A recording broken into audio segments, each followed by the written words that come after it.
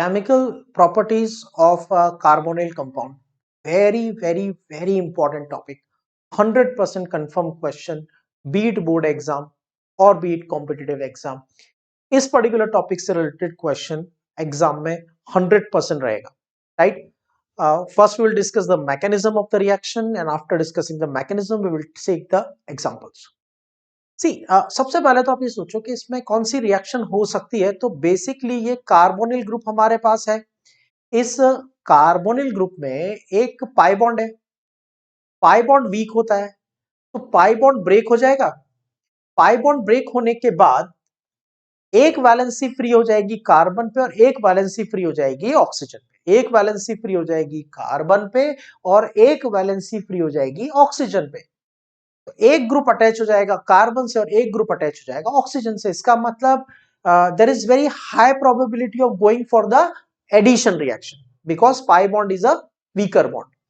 Over and above pi के electron oxygen पे ही क्यों जाएंगे? ऑब्वियसली ऑक्सीजन की इलेक्ट्रोनेगेटिविटी ज्यादा है। तो एक बात तो कंफर्म हो गई कि ये जो रिएक्शन है ये एक इलेक्ट्रोफिलिक ये एक एडिशन रिएक्शन होगी। अब क्वेश्चन ये अराइज होता है कि वो एडिशन रिएक्शन कैसी होगी? इलेक्ट्रोफिलिक होगी, न्यूक्लियोफिलिक होगी या फ्री रेडिकल एडिशन होगी? इन द सेंस जब दो ग्रुप आके अटैच हो रहे हैं तो which will be the first group and come and attach in the slow step of the reaction? आपको पता है किसी भी रिएक्शन मैकेनिज्म में जब मल्टीपल स्टेप्स इन्वॉल्व होती हैं, reactant give intermediate, intermediate give product, तो इनमें से कोई एक स्टेप स्लो होती है और बाकी की स्टेप फास्ट होती है। कोई भी एक स्टेप स्लो हो सकती है, राइट? तो जो स्लो स्टेप होती है उसके बेसिस पे रिएक्शन का नेमिंग होता है। अगर स्लो स्टेप में इलेक्ट्रोफाइल आके अटैक हुआ तो उसको बोलते हैं इलेक्ट्रोफिलिक एडिशन। स्लो स्टेप में अगर न्यूक्लियोफाइल आके अटैच हुआ तो उसको कहते हैं न्यूक्लियोफिलिक एडिशन। स्लो स्टेप में अगर आके फ्री रेडिकल अटैच हुआ तो उसको कहते हैं फ्री रेडिकल एडिशन रिएक्शन। समझ में आ रहा है? तो ये एडिशन रिएक्शन है, लेकिन स्लो स्टेप में कौन आएगा? इलेक्ट्रोफाइल, न्यूक्लियोफाइल या free radical? Depending on that the nature of reaction will depend. तो हम कुछ प्रेडिक्ट नहीं करते हैं, ठीक है? हम इस केस में देखते हैं कि क्या पॉसिबिलिटी सबसे पहले हमें लगती है क्या हो सकता है। सी डबल बॉन्ड ओ, अब पोलैरिटी देखो, carbon will be partial positive, oxygen will be partial negative. Carbon is partial positive, oxygen is partial negative. अब यहां पे आता है electrophile, let's suppose, just imagine once, और यहां पे आता है न्यूक्लियोफाइल, ठीक है? प्रॉब्लम को समझो, क्या इलेक्ट्रोफाइल यहां पे अटैक कर सकता है क्या? इलेक्ट्रोफाइल क्यों अटैक करेगा? क्योंकि पाई के इलेक्ट्रॉन तो ऑक्सीजन के कंट्रोल में और ऑक्सीजन हाईली इलेक्ट्रोनेगेटिव है। पाई के इलेक्ट्रॉन ऑक्सीजन के कंट्रोल में है, क्योंकि ऑक्सीजन बहुत ज्यादा इलेक्ट्रोनेगेटिव है, तो वो पाई के इलेक्ट्रॉन किसी और को डोनेट करने में इंटरेस्टेड नहीं होगा। तो इलेक्ट्रोफाइल आएगा तो भी वो उसके अटैक नहीं कर पाएगा, क्योंकि ऑक्सीजन उसको इलेक्ट्रॉन प्रोवाइड नहीं होने दे रहा है। लेकिन ये पाई बॉन्ड वीक बॉन्ड है और यहां पोलैरिटी है, तो इस पोलैरिटी की वजह से न्यूक्लियोफाइल जाके कार्बन को अप्रोच करेगा क्योंकि पॉजिटिव चार्ज है। और जब न्यूक्लियोफाइल कार्बन को जाके अटैक करेगा तो ये पाई बॉन्ड ब्रेक हो जाएगा। Understood? This is called electromeric effect. Electromeric effect का मतलब होता है that in the presence of external reagent, in the presence of external reagent, breaking of pi bond. अगर ये न्यूक्लियोफाइल नहीं आता तो ये पाई बॉन्ड ब्रेक भी नहीं होता, तब तो carbonyl compound as it is exist करेगा।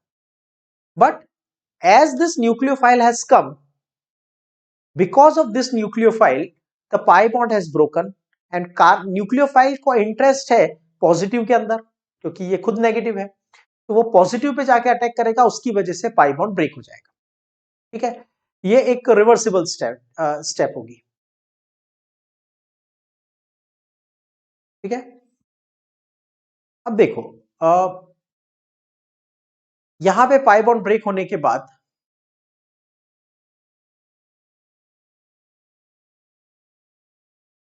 हमारे पास ऑक्सीजन है और हमारे पास कार्बन है, ठीक है। पाई के इलेक्ट्रॉन ऑक्सीजन पे चले गए तो यह आ जाएगा माइनस चार्ज, कार्बन को इलेक्ट्रॉन का लॉस हो गया तो इस पे आ जाएगा प्लस चार्ज, और इस प्लस चार्ज पे आके अटैच हो जाएगा न्यूक्लियोफाइल। अंडरस्टूड। और उसके बाद अब क्योंकि ऑक्सीजन पे पूरा नेगेटिव चार्ज आ गया है, तो अब यहां पे आके कोई पॉजिटिव यानी इलेक्ट्रोफाइल अटैक कर सकता है, ठीक है। तो अब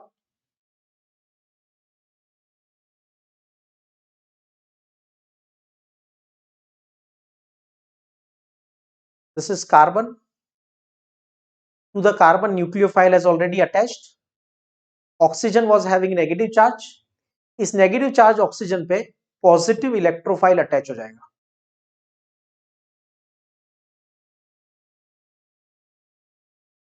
Now you decide which step should be slow, which is more difficult, in which step you need energy. Slow क्यों होगी स्टेप? स्लो इसलिए क्योंकि उसको ज्यादा एनर्जी चाहिए, इसलिए वो इजीली स्टेप कंप्लीट नहीं हो पा रही है, इसलिए वो स्लो स्टेप है, मतलब वो थोड़ी डिफिकल्ट है क्योंकि it needs energy. First step में हम बॉन्ड ब्रेक कर रहे हैं, जब तक बॉन्ड ब्रेक नहीं होगा तब तक न्यूक्लियोफाइल अटैच नहीं होगा। तो आप जब तक ये first bond pi bond break नहीं करोगे, न्यूक्लियोफाइल अटैच नहीं होगा, मतलब फर्स्ट स्टेप नहीं होगी, ठीक है। और इस फर्स्ट स्टेप को करने के लिए पाई बॉन्ड ब्रेक करना पड़ेगा, मतलब एनर्जी प्रोवाइड करनी पड़ेगी। So this is slow step. Second step में क्या हो रहा है? पॉजिटिव पे जाके नेगेटिव को अटैक करना है, एनर्जी रिलीज होगी, एब्जॉर्ब नहीं होगी क्योंकि नया बॉन्ड बन रहा है। तो ये स्टेप तो बहुत फास्ट हो जाएगी। तो एडिशन रिएक्शन हो रही है, न्यूक्लियोफाइल अटैच हो रहा है, इलेक्ट्रोफाइल अटैच हो रहा है, लेकिन स्लो स्टेप में आके कौन अटैच हो रहा है? स्लो स्टेप में आके अटैच होने वाला ग्रुप कौन है? डिफिकल्ट स्टेप में आके अटैच होने वाला ग्रुप कौन सा है? तो यहां पे न्यूक्लियोफाइल आ रहा है इन द स्लो स्टेप, इसलिए हम इसको बोलेंगे nucleophilic addition reaction. Overall reaction में आपको कुछ नहीं करना, ओवरऑल रिएक्शन बहुत सिंपल है। आप इसका जो ग्रुप है, कार्बोनिल ग्रुप हमारे पास है, इस कार्बोनिल ग्रुप का आप पाई बॉन्ड ब्रेक कर दो। कार्बोनिल ग्रुप का जब आप पाई बॉन्ड ब्रेक करोगे, ध्यान से देखो, ये कार्बोनिल ग्रुप का पाई बॉन्ड ब्रेक कर दिया, ब्रेक करने के बाद अब ऑक्सीजन से अटैच कर दो एक ग्रुप, और ऑक्सीजन कार्बन से अटैच कर दो दूसरा ग्रुप। कार्बन से क्या अटैच करोगे? कार्बन पे पॉजिटिव है तो न्यूक्लियोफाइल अटैच करोगे, और ऑक्सीजन पे नेगेटिव है तो इलेक्ट्रोफाइल अटैच करोगे। जिसको इलेक्ट्रॉन रिक्वायर्ड है वो नेगेटिव पे जाएगा, जिसको इलेक्ट्रॉन डोनर है वो पॉजिटिव पे जाएगा। सो ये हो गया आपके पास electro nucleophilic addition reaction, right. लेकिन न्यूक्लियोफाइल पहले आता है, इलेक्ट्रोफाइल बाद में आता है, इसलिए इस रिएक्शन का नाम है न्यूक्लियोफिलिक एडिशन रिएक्शन। अब इसकी थोड़ा सा स्टीरियोकेमिस्ट्री भी देख लेते हैं, ठीक है। हमारे पास जो कार्बोनिल ग्रुप है, ये कार्बोनिल ग्रुप में हमारे पास कार्बोनिल ग्रुप में कार्बन का हाइब्रिडाइजेशन क्या होता है? sp2। तो this carbon and this group, यहां पे हमारे पास जो ग्रुप है इसमें ये कार्बन sp2 हाइब्रिडाइज्ड है, और sp2 हाइब्रिडाइज्ड कार्बन जो होता है, ये sp2 हाइब्रिडाइज्ड कार्बन, कार्बन पे पार्शियल पॉजिटिव और ऑक्सीजन पे पार्शियल नेगेटिव हाइब्रिडाइजेशन है sp2। तो ज्योमेट्री क्या होगी? प्लेनर ज्योमेट्री होगी, trigonal planar geometry will be there. अब इस ट्राइगोनल प्लेनर ज्योमेट्री के ऊपर आके अटैक करेगा न्यूक्लियोफाइल। कौन अटैक करेगा?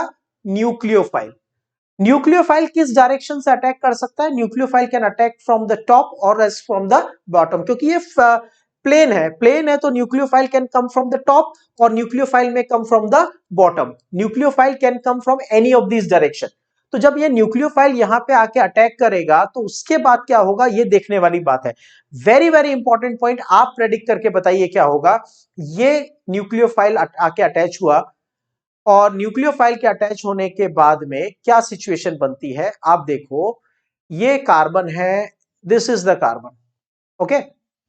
और इस कार्बन के ऊपर ध्यान से सुनो, पहले कितने ग्रुप अटैच थे? 3 ग्रुप अटैच थे। जब 3 ग्रुप अटैच थे तो हाइब्रिडाइजेशन था sp2। जब न्यूक्लियोफाइल अटैच हो जाएगा तो इस कार्बन पे टोटल कितने ग्रुप हो जाएंगे? 4 ग्रुप। अगर 4 ग्रुप हो गए तो आप बताओ ज्योमेट्री क्या होनी चाहिए? Will it remain trigonal planar any more? Is it possible? No. अब क्या होगा? 4 ग्रुप हो गए तो ज्योमेट्री बन जाएगी टेट्राहेड्रल।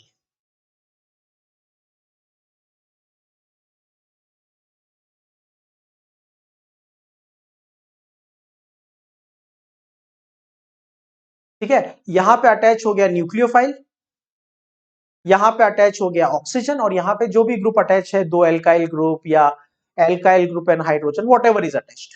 ओके, और ऑक्सीजन पे चार्ज आ गया माइनस। अब ये हो गई हमारे पास स्लो स्टेप कंप्लीट। और स्लो स्टेप कंप्लीट होने के बाद, स्लो स्टेप कंप्लीट होने के बाद कार्बन का हाइब्रिडाइजेशन चेंज हो गया। कार्बन का हाइब्रिडाइजेशन चेंज हो गया sp2 से sp3। कार्बन का हाइब्रिडाइजेशन चेंज हुआ sp2 से sp3, तो ज्योमेट्री चेंज हो गई ट्राइगोनल प्लेनर से टेट्राहेड्रल। ओके, अब ये टेट्राहेड्रल होने के बाद क्या होगा? ये जब ज्योमेट्री टेट्राहेड्रल बन जाएगी, अब तो फास्ट स्टेप होनी है। फास्ट स्टेप का मतलब क्या होगा? फास्ट स्टेप में क्या होगा? सीधा सीधा इलेक्ट्रोफाइल आके यहां पे अटैक कर देगा। ये इलेक्ट्रोफाइल आएगा और यहां पे ऑक्सीजन से अटैच हो जाएगा, तो ऑक्सीजन का positive charge, sorry negative charge हटा दो और उस नेगेटिव चार्ज पे लाके इलेक्ट्रोफाइल को अटैच कर दो। This is the tetrahedral geometry we have got. ये पूरा रिएक्शन है which is called nucleophilic addition reaction. अब factors affecting the reactivity, factors affecting reactivity for nucleophilic addition reaction। Factors affecting reactivity for nucleophilic addition reaction में ध्यान से देखो क्या होता है। ये कार्बोनिल ग्रुप है, ये पार्शियल नेगेटिव पॉजिटिव है और ये पार्शियल नेगेटिव है, और ये न्यूक्लियोफाइल आएगा। किसी भी रिएक्शन की जो रेट होती है, किसी भी रिएक्शन की जो स्पीड होती है, वो किस बात पर डिपेंड करती है? किसी भी रिएक्शन की रेट या स्पीड, किसी भी रिएक्शन की रेट या फिर स्पीड उसकी स्लो स्टेप के ऊपर डिपेंड करती है। If the slow step rate increases, overall rate increases. If slow step becomes even slower, the rate of slow step decreases, then overall rate of reaction decreases. And if the slow step stops, overall reaction stops. ये basic kinetics का idea है। ठीक है, अब slow step में nucleophile का attack होना जरूरी है। अगर न्यूक्लियोफाइल का अटैक फास्ट होगा तो पूरी रिएक्शन फास्ट हो जाएगी, अगर न्यूक्लियोफाइल का अटैक स्लो होगा तो पूरी रिएक्शन स्लो हो जाएगी। सिंपल है। तो आप क्या करते हैं, ये न्यूक्लियोफाइल ग्रुप है, ये न्यूक्लियोफाइल ग्रुप आके जब अटैक करेगा तो इसका अटैक डिपेंड करेगा इसके पॉजिटिव चार्ज पे, क्योंकि ये पॉजिटिव ही है जो इस न्यूक्लियोफाइल को अटैक करने के लिए बुला रहा है। Because oxygen wants to break the bond, तो ये अपना बैकअप अरेंजमेंट बना रहा है कि भाई ये पाई बॉन्ड कभी भी ब्रेक कर सकता है, तुम आके मेरे साथ सिग्मा बॉन्ड बना लो, क्योंकि ये तो पाई बॉन्ड कभी भी ब्रेक कर देगा। अब अगर ये पॉजिटिव चार्ज ज्यादा है तो न्यूक्लियोफाइल का अटैक भी ज्यादा होगा। फॉर सम रीजन अगर ये पॉजिटिव चार्ज कम हो गया तो न्यूक्लियोफाइल का अटैक भी कम हो जाएगा। तो ये हमारे पास है एल्काइल ग्रुप। एक एल्काइल ग्रुप आया, एल्काइल ग्रुप का होता है plus I effect, they push the electrons away from themself. तो जब ये प्लस आई इफेक्ट लगाएगा तो यहां पे पॉजिटिव चार्ज कम हो जाएगा, पॉजिटिव चार्ज कम हो जाएगा तो न्यूक्लियोफाइल का अटैक भी कम हो जाएगा। अगर इस एल्काइल ग्रुप की साइज बड़ी होती जाएगी, 1 carbon, 2 carbon, 3 carbon, 4 carbon, 5 carbon, तो प्लस आई इफेक्ट भी बढ़ता जाएगा, और प्लस आई इफेक्ट बढ़ेगा तो रिएक्टिविटी और कम हो जाएगी। तो हम कह सकते हैं reactivity is inversely proportional to the plus I group. Clear? Point number 1 is clear. Reactivity is inversely proportional to plus I group. इसके बाद क्या होगा, न्यूक्लियोफाइल जब यहां पे अटैक करेगा तो एक बात और है कि ये यहां पे एल्काइल ग्रुप्स अटैच है। सपोज अगर ये बड़े बड़े एल्काइल ग्रुप्स हैं तो एल्काइल ग्रुप का अपना इलेक्ट्रॉन क्लाउड है। अगर ये बड़े बड़े एल्काइल ग्रुप्स अटैच हैं तो वो न्यूक्लियोफाइल को अटैक करने में थोड़ा प्रॉब्लम करेंगे, स्टेरिक हिंड्रेंस करेंगे। ठीक है, so what we can say is अगर एल्काइल ग्रुप की साइज बढ़ेगी तो अटैक ऑफ न्यूक्लियोफाइल भी डिफिकल्ट हो जाएगा। So it is inversely proportional to the steric hindrance. Steric hindrance के इनवर्सली प्रोपोर्शनल होगा। समझ में आ गया? तो जैसे जैसे एल्काइल ग्रुप्स बढ़ेंगे या एल्काइल ग्रुप की साइज बढ़ेगी, in both the cases alkyl group का नंबर या एल्काइल ग्रुप की साइज बढ़ेगी तो प्लस आई इफेक्ट बढ़ेगा। जब प्लस आई इफेक्ट बढ़ेगा तो कार्बन के ऊपर पॉजिटिव चार्ज कम हो जाएगा, क्योंकि पॉजिटिव चार्ज किस लिए है? Due to lack of electron.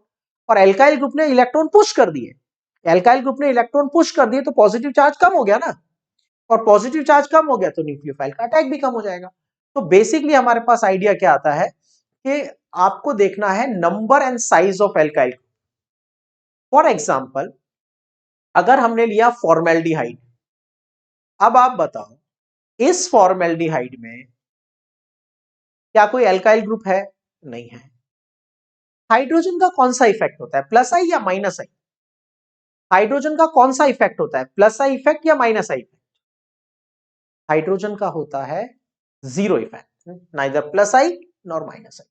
और हाइड्रोजन साइज में भी बहुत छोटा है तो वो इंडक्टिव भी क्रिएट नहीं करेगा, स्टेरिक भी क्रिएट नहीं करेगा, मतलब रिएक्टिविटी बहुत ज्यादा होगी। अब इसकी जगह पे मैंने कोई एलिफेटिक ग्रुप लगा दिया, एलिफेटिक ग्रुप अटैच कर दिया। ठीक है, एक एलिफेटिक ग्रुप अटैच कर, methyl group, ethyl group, any only one side, इसका मतलब I am keeping as an aldehyde. तो क्या होगा, प्लस आई इफेक्ट आएगा एक तरफ से और उसी तरफ से स्टेरिक हिंड्रेंस भी आएगा, तो रिएक्टिविटी थोड़ी कम हो जाएगी। अब एक काम करते हैं, इसमें कार्बोनिल ग्रुप में हम अटैच करते हैं benzene ring, not aliphatic group, we attach the aromatic group. कौन सा ग्रुप अटैच कर देते हैं हम इसमें? एरोमेटिक ग्रुप अटैच कर देते हैं, राइट? ये कार्बोनिल ग्रुप, ये ऑक्सीजन और ये बेंजीन रिंग। अब क्या होगा, double single positive, sorry double single double, double single double, और ये जो डबल बॉन्ड के इलेक्ट्रॉन है ये किसकी तरफ जाएंगे? ऑक्सीजन की तरफ ही जाएंगे ऑब्वियसली, क्योंकि ऑक्सीजन ज्यादा इलेक्ट्रोनेगेटिव है। जब रेजोनेंस होता है, डबल सिंगल डबल वाला रेजोनेंस होता है, डबल सिंगल डबल यानी दो डबल बॉन्ड यानी दो पाई बॉन्ड कॉन्जुगेटेड होते हैं, तो डायरेक्शन क्या होता है? जिस डायरेक्शन में एक पाई बॉन्ड शिफ्ट होता है दूसरा पाई बॉन्ड भी सेम डायरेक्शन में शिफ्ट होता है। तो एक पाई बॉन्ड एक डायरेक्शन में शिफ्ट हुआ तो उसी डायरेक्शन में दूसरा पाई बॉन्ड शिफ्ट हो जाएगा, मतलब कौन सा इफेक्ट हुआ? रेजोनेंस यानी मीजोमेरिक। और मीजोमेरिक के थ्रू बेंजीन इलेक्ट्रॉन प्रोवाइड कर रहा है, मीजोमेरिक के थ्रू बेंजीन इलेक्ट्रॉन प्रोवाइड कर रहा है, तो ये हो जाएगा प्लस एम ग्रुप। कौन सा ग्रुप हो जाएगा? Plus M group. इसके साथ में हम ये कह सकते हैं कि जब इंडक्टिव तो सिर्फ इलेक्ट्रॉन को पुश करता है, इंडक्टिव तो इलेक्ट्रॉन को सिर्फ थोड़ा पुश करता है, रेजोनेंस ने तो पूरा ही ट्रांसफर कर दिया, ऊपर से बेंजीन रिंग की साइज भी बड़ी होती है, तो इसका मतलब बेंजीन रिंग का स्टेरिक हिंड्रेंस भी ज्यादा होगा और उसमें प्लस आई की जगह प्लस एम है, मतलब पॉजिटिव चार्ज को वो बहुत ही कम कर देगा।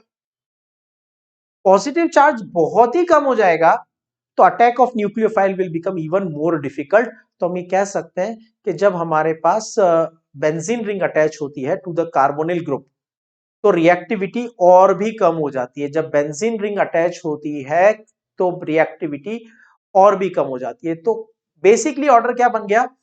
Formaldehyde is most reactive, formaldehyde is most reactive, then other aliphatic aldehyde, these are aliphatic aliphatic aldehyde, और ये एलिफेटिक एल्डिहाइड्स उनसे कम रिएक्टिव होंगे एरोमेटिक एल्डिहाइड्स। क्लियर? अब हमें समझ में आ गया कि ऑर्डर कैसे काम करता है, ठीक है, फैक्टर्स कैसे काम करते हैं। अब हमने लिया कीटोन। जब हम कीटोन लेंगे तो आप खुद लॉजिक लगाओ। कीटोन में दो एल्काइल ग्रुप है, from two sides it will be plus I effect and from two side it will be steric hindrance. दो तरफ से प्लस आई, दो तरफ से स्टेरिक, तो ये वाला पॉजिटिव चार्ज बहुत ही कम हो जाएगा। ऊपर से साइज बड़ी है तो attack of nucleophile will be difficult, मतलब रिएक्टिविटी और कम हो जाएगी। तो सभी एल्डिहाइड्स के कंपैरिजन में, सभी एल्डिहाइड्स के कंपैरिजन में कीटोन की रिएक्टिविटी कम होती है। ये बन गया एलिफेटिक कीटोन।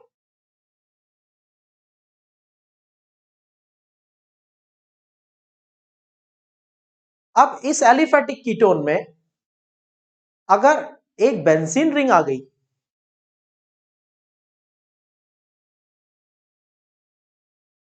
बेंजीन रिंग का तो प्लस एम इफेक्ट होता है। पहले ही ये कीटोन है, कीटोन वैसे ही एल्डिहाइड से कम रिएक्टिव होते हैं, ऊपर से बेंजीन रिंग और आ गई तो रिएक्टिविटी और कम हो जाएगी, रिएक्टिविटी और कम होगी, ठीक है। और अगर एक की जगह दो बेंजीन रिंग आ जाए तो क्या होगा? डायफिनाइल कीटोन बना देते हैं। बेंजीन रिंग, बेंजीन रिंग,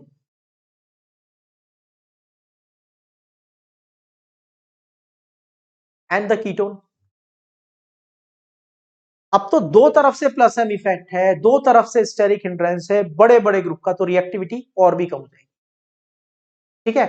तो order of reactivity will be, formaldehyde will be most reactive. First, we can say all aldehydes are more reactive than ketone. So you can write down the statement. Reactivity for SN reactions, reactivity for SN reaction depends upon, reactivity for SN reaction depends upon, point number one, reactivity for SN reaction depends upon, point number one, inductive effect.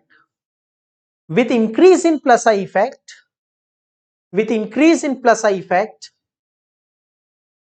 polarity of carbonyl group decreases. Polarity of carbonyl group decreases. So reactivity decreases. Reactivity also depends on steric hindrance. Reactivity also depends on steric hindrance. With increase in steric hindrance, attack of nucleophile becomes difficult. Attack of nucleophile becomes difficult. Okay? So we can say reactivity is inversely proportional to plus I effect as well as steric hindrance. Next point, all aldehydes have more, all aldehydes are more reactive than all ketones. All aldehydes are more reactive than all ketones. ये subjective question नहीं है तो आपको इसको रटने की जरूरत नहीं है, you can write it in your own words, right. This is just for the reactivity related questions, okay. और आगे वाली रिएक्शंस में हम देखेंगे न्यूक्लियोफिलिक एडिशन रिएक्शंस में कि बहुत सारी रिएक्शंस में, न्यूक्लियोफिलिक एडिशन रिएक्शंस में एल्डिहाइड रिएक्ट करेंगे, कीटोन नहीं करेंगे, या कीटोन में भी कुछ कीटोन्स करेंगे, बाकी के कीटोन्स नहीं करेंगे। तो ऐसी रिएक्शंस को समझने के लिए हमें ये ऑर्डर दिमाग में रखना है, इसके स्टेटमेंट्स को रटना नहीं है, ठीक है। Reactivity of all aldehyde is more than ketone. Next point, next point, reactivity, reactivity of aldehyde decreases with increase in the size of alkyl group. Similarly, reactivity of ketone decreases with increase in the size of hydrocarbon group. So this is about the nucleophilic addition reactions and the reactivity order of nucleophilic addition reactions.